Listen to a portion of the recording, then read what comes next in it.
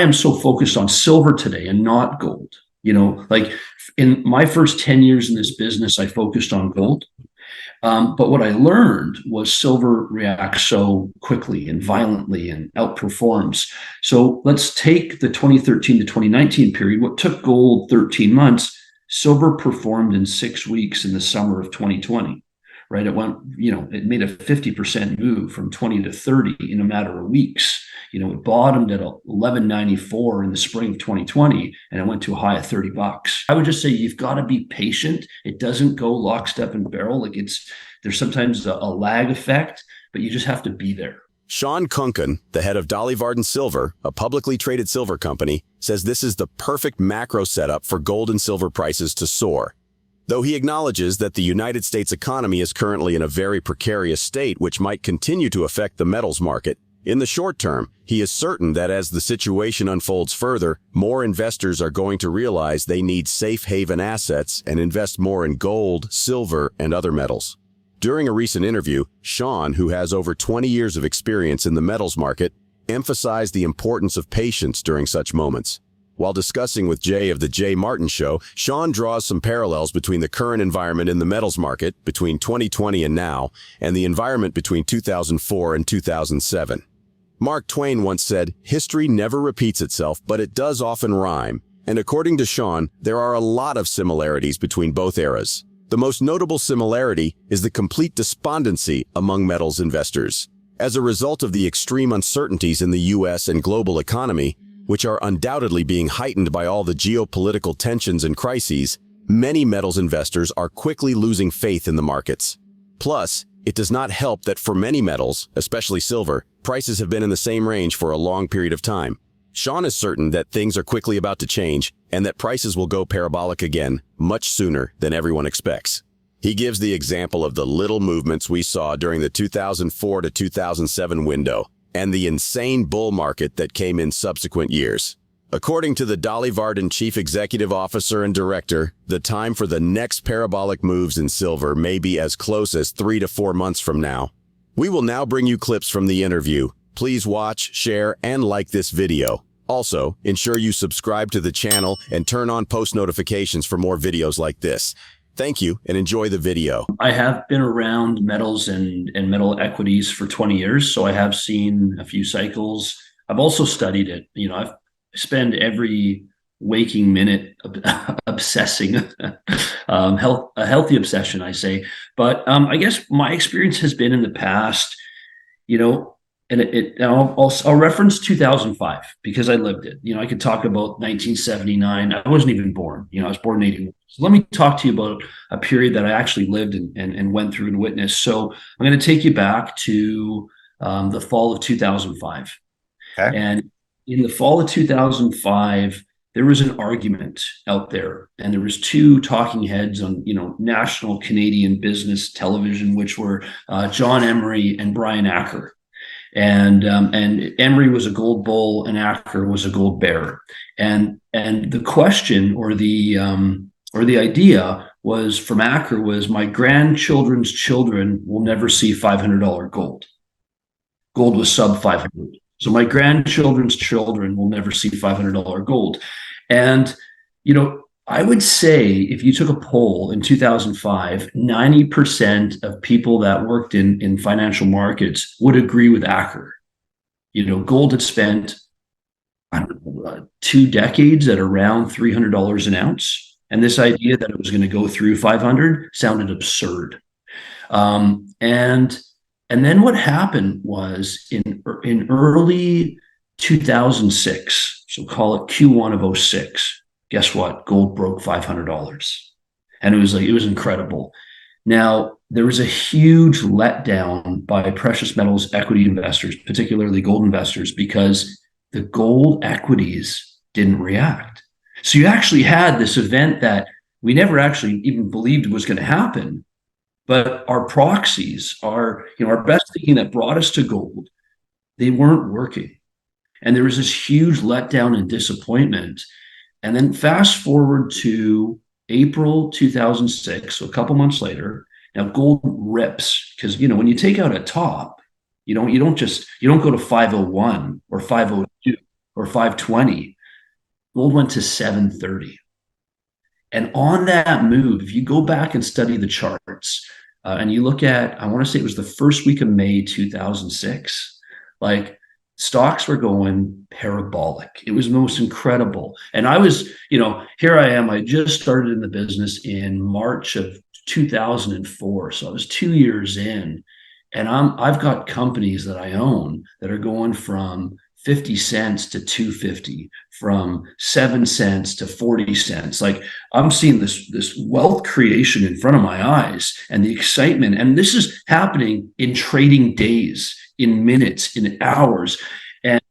And unfortunately, because I think we got to give the full story, if you then fast forward a month later to June of '06, there was massive pullbacks.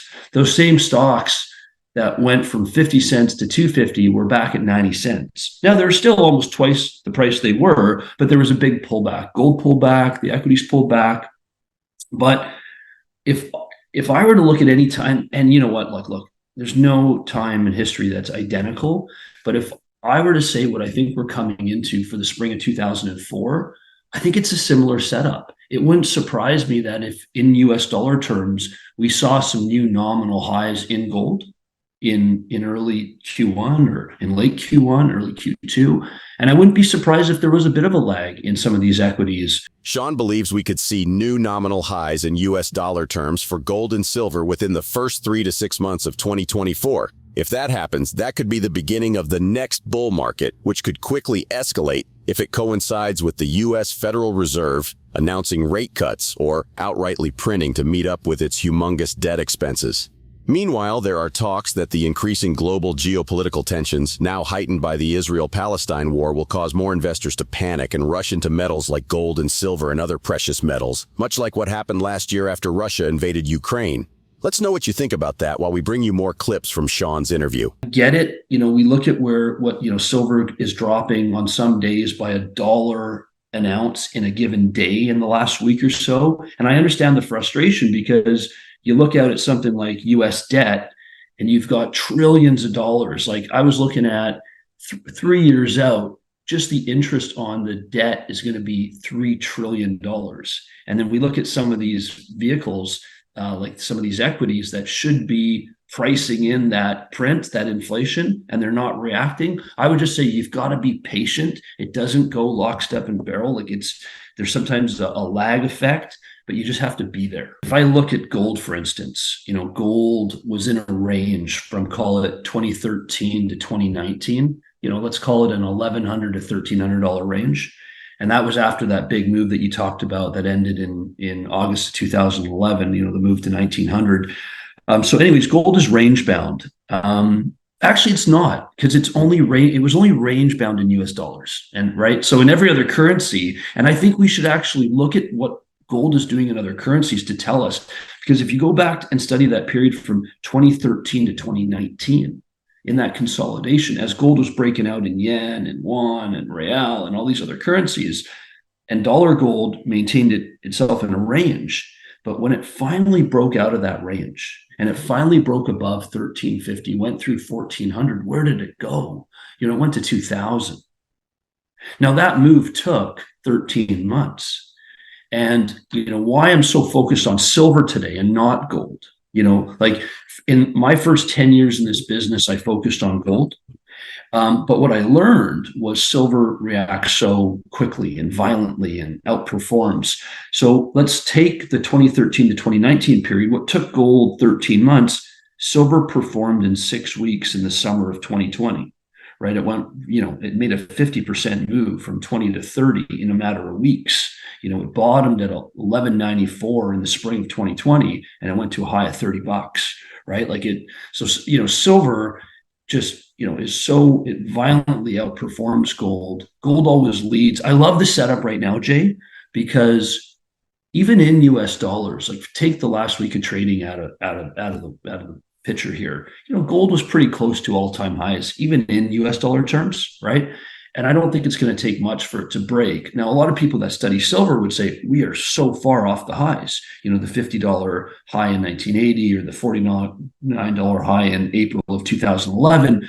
we're so far away. But if you remove those two anomalies, silver too is close to all-time highs. And I'm not going to take credit for pointing that out. It was actually my buddy Chris Marcus at Arcadia Economics that was like, Shawn, take out those two highs. And now that I'm looking at this setup going, okay, gold is not on a percentage basis, not too far away from its USD highs. So it takes that out. And so is silver.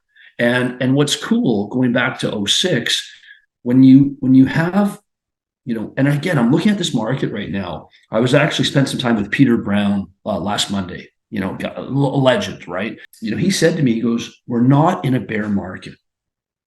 And I paused for a second, and I thought that was interesting. He goes, we just basically don't have buyers. If you think about it, we don't see all this selling pressure. We don't see this capitulation low in mining stocks. It's just, there's a vacuum of buyers, right? And so if we look at all these factors, when the buyers come in, and they'll come in when the prices move, yep, there's no selling pressure. Where's the ask going to be on these share prices? And that's where you can get these parabolic moves to unquestionable share prices. It won't be sustainable, but it'll be hockey stick charts. Gold is currently trading at $1,856, a 2.2% increase from last week's $1,815 lows. In the past 4 days, silver has also gone from $20.75 to $21.67, a 4.43% increase between October 6th and October 10th. However, there are still a lot of uncertainties in the market, as a stronger dollar and higher U.S. bond yields could put further pressure on prices within the coming days. Please share your thoughts on Shawn's interview in the comments section below. Do you agree that this is the perfect setup for a massive bull market that will be reminiscent of the 2011 bull market? Let us know what you think in the comments section. Also, ensure you like this video, subscribe to the channel, and turn on post notifications for more videos on gold, silver, and other metals. Thanks for watching.